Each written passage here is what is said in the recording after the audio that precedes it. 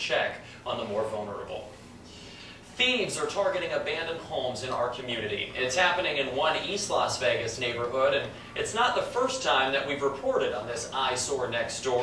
Neighbors want to know why more can't be done to hold the homeowner responsible, so Action News anchor Nina Radetich investigates.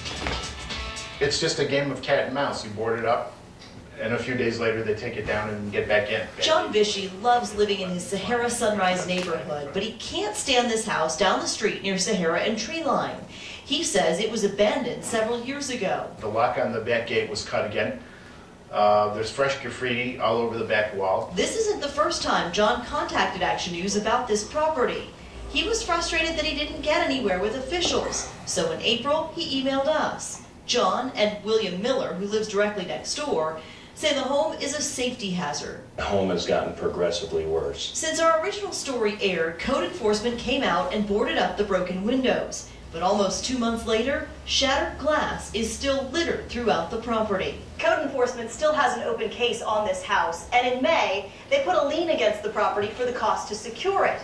But John says that lien's not going to do much good if the homeowner can't be found. According to the assessor's website, Lori Marks has owned the house since 2001.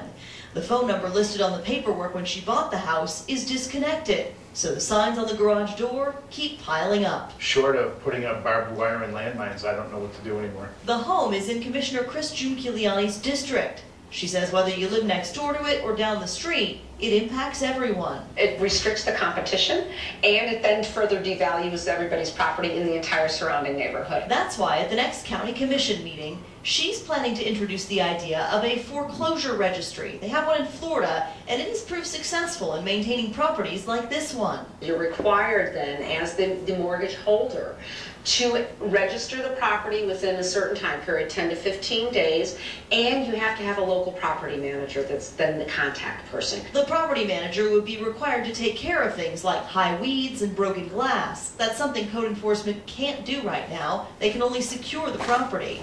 But John and his HOA are taking another step. We looked into it and saw that we could institute proceedings basically to foreclose on the home. On the basis that obviously nobody has paid HOA dues in about 3 or 4 years. John hopes once the home is officially foreclosed on, someone will buy it and put it back on the market. Best case scenario, the house will be cleaned out, sold, and somebody who wants to live here can live here. Now, under Commissioner Giuliani's registration plan, registering those properties would be about $150, and there would be a fine for homes that are not registered. We're going to stay in touch with John about the status of this eyesore in his neighborhood. And if you have an eyesore next door, we certainly want to hear about it. Send us an email to 13investigates@ktnv.com.